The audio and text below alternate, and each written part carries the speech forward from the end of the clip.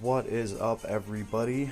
I finally get a chance to really break in our favorite little Shinobi over here, and this is the build that I've decided to run, and we'll cover that real quick. I got the Paladin Bow because it's got a low attack compared to the actual paid item for this character.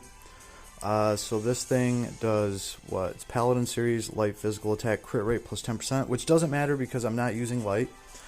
So I can forget about that, which is nice because I want to keep the damage down. But chance of extra light damage from regular attacks. That is what procs this guy's steel ability. In fact, that is the same thing that his sword has. It has a chance to deal an extra set of damage of its own, and that can proc his steel. So this effectively will work just like his weapon, except with lower damage. So that's why I went with it. So this is what he's looking like. He is low SC. His strength is only 841 in this configuration. That's really what I want. Because, I mean, purple ability gate has already been like ridiculous enough. And obviously I'm running the Blazer skill on him. Or wait, no. I'm working on getting the Blazer, Silence, and Giga Drain just to have. But this arc that I have gives him 50% up to the charge of his S4. So his S4 has a built-in steal, and I think it actually works very well. I've seen that proc items all the time, so this is just kind of trying to take advantage of that, while at the same time keeping his stats down. I'm actually going to burn 4 of these. I mean, it's damn near not worth it anymore at all to burn 4 orbs to go into this thing. So I've been getting complaints about that from all over the place. I'm not going in here in hopes of, silly hopes, of actually getting any of the big crystals.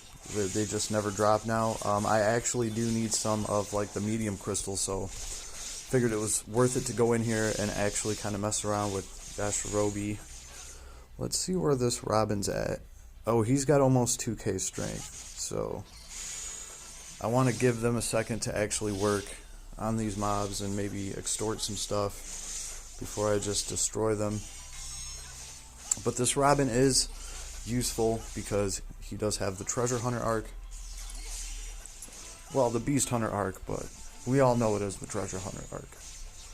Again, still one of the most useful things on the friends list to this day. So I'm just going to wait for a good wave to throw one of them, and I'm going to throw the other one at the end.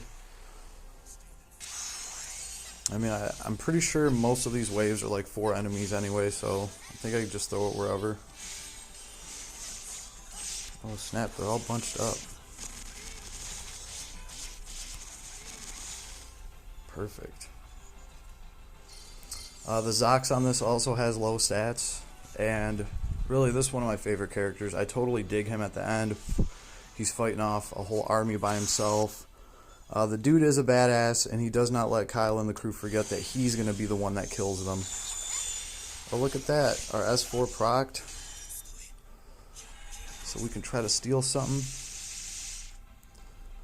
Is an item coming out? No, not this time.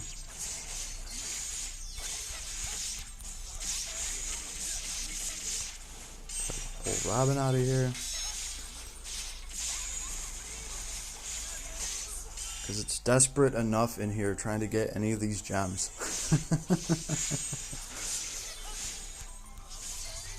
Yeah, again, I would not suggest spending 4 orbs to go in here. I'm just trying to take a shortcut, which isn't really much of a shortcut anymore. I think they really have like done something nerf this level. Which, okay, there is a different level difficulty that came out, so I get that, but we don't really have access to that as much. It seems like they just kind of nerfed us overall on how much we're getting.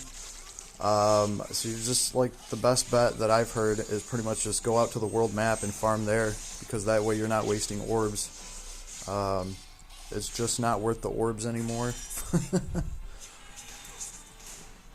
So just find whatever nightmare difficulty level that you're comfortable with, and, you know, go in there and try to farm that.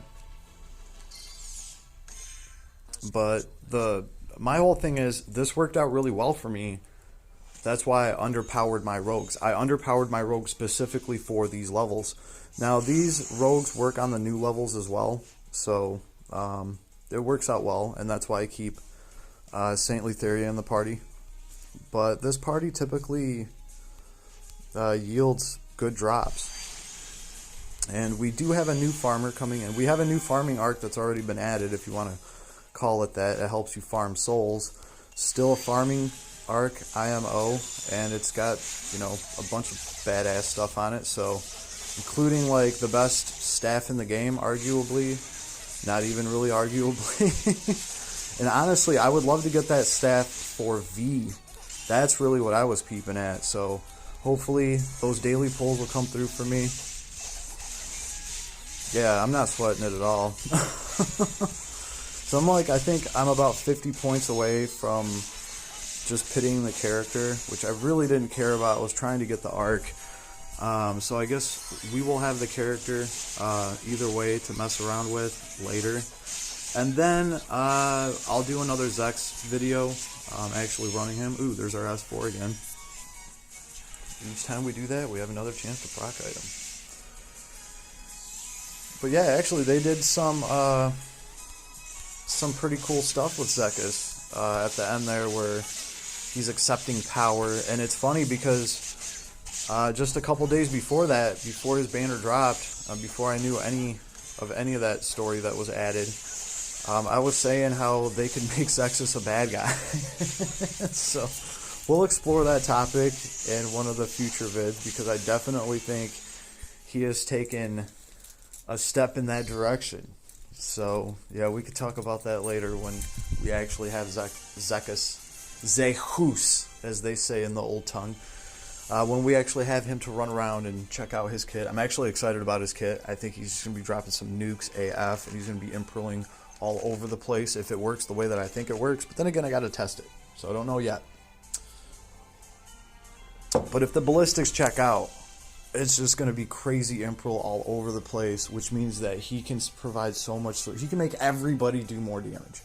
If you're throwing that element that he is breaking, he's going to empower you. I mean, like an extra 50% to damage to like all your units across the board, depending on what element they're throwing. I mean, if it works the way that it looks like it does, he is... yeah, I could see how he could turn the tide of battle. So we'll talk about that, but this wasn't... yeah, this was a terrible haul. I got one rainbow gem out of that. I paid 4 orbs to run this, and even took the time to give my guys time to farm. So Adis, new. This level 86 is bunk. Ability gate. We've known this though. I was just kind of hoping that maybe Adis would have done something about it by now. If not, come on, let us run the level 100. If we're gonna pay 4 orbs to run this, let us run the level 100. Right? Why not? Because this is like a rip now. Nobody should be going into the level 86 ability gate because it's just not worth it. And a lot of people notice that real quick. And I don't know if they've addressed it or not. I don't know if they've even talked about it. But I definitely have noticed over here. Alright. Oh. I guess while we're in here, here's a question for you guys. And you can vote. Leave me a comment below, so I know if you made it to the end of my video. Who do you think my most powerful character is on this account? Like the highest SC, most powerful character. Take a wild guess. And looking at my arena team is not going to help you because I do not run my most powerful characters. Like, not by a long shot. So take a wild guess. I'd like to know what you guys think. Just leave me a comment. And if it's not too much, give me a like too. Shit. But I will talk to you all soon. Everybody have an awesome day today. Later.